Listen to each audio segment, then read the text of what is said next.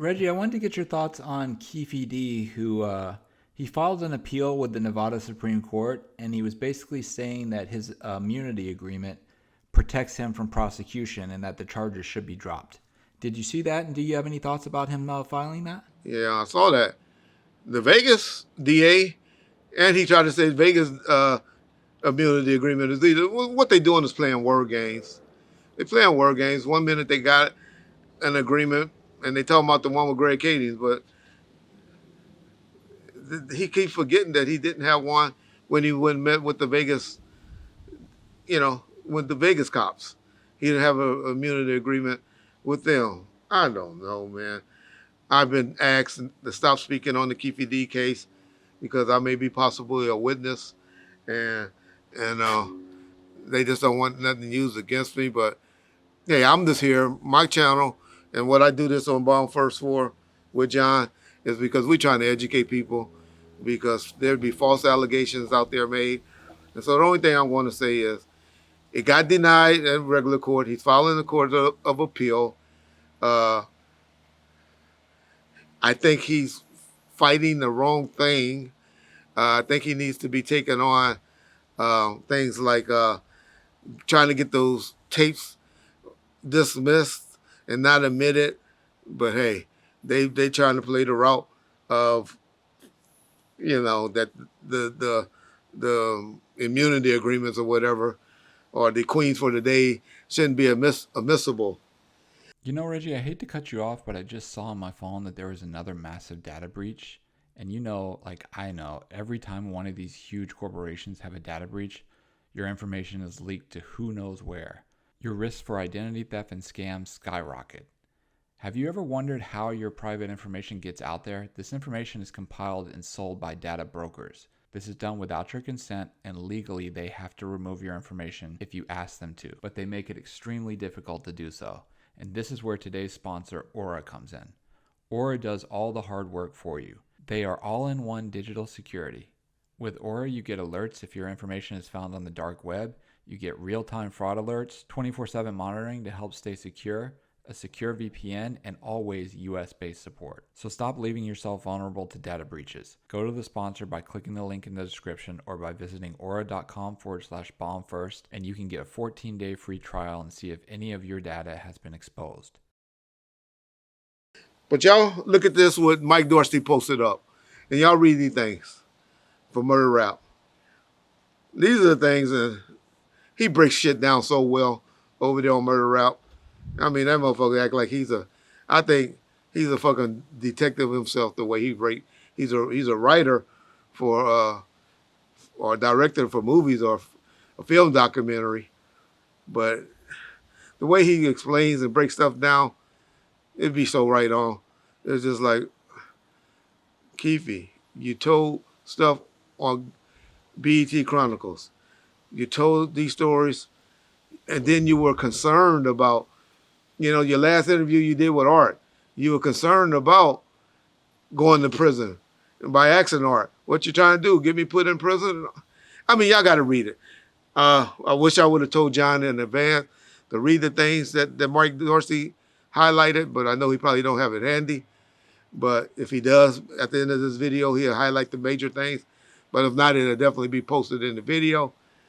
But man, I'm telling y'all, Keefe has no leg to stand on other than trying to get those videos dismissed. I'm really off the Keefe D bandwagon thing. I wouldn't care if Keefe did another day in jail or not, because I think the truth has been told. People that has common sense, understand and knows what happened.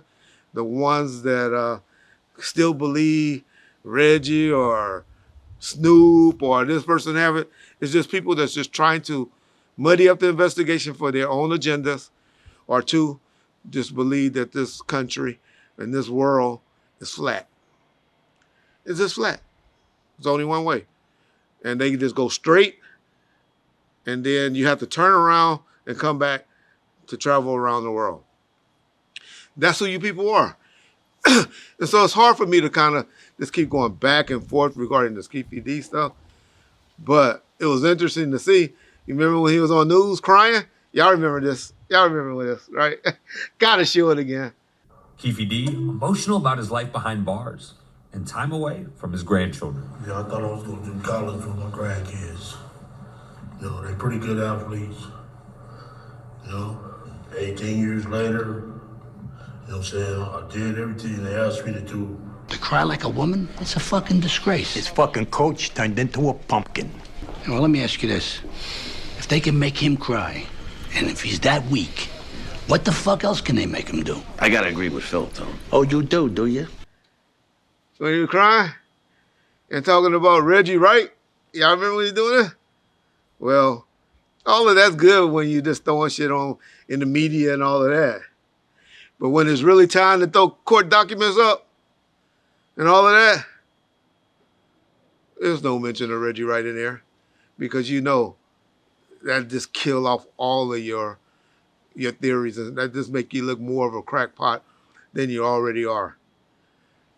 So, hey man, shout out to Keefe D and his family for going through what they have to go through because of Keefe D just being a dummy. The biggest dummy ever. I had somebody else I put in front of him as a dummy.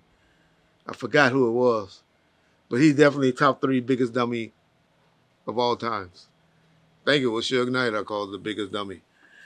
But that's what I get from all of this. He's trying to put it in the course of appeal. And yeah, good luck. We'll see what happens.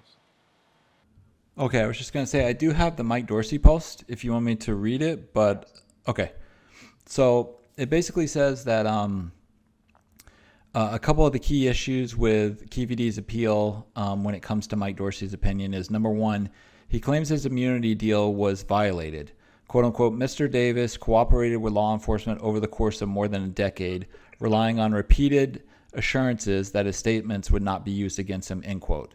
Mike Dorsey then says, his problem, in my opinion, is Keefe D's statements to police from 1997 to 2009 were not the basis for charges. The current investigation was based on the multiple self-incriminating public statements that he made, beginning with the BET series Death Row Chronicles in 2018.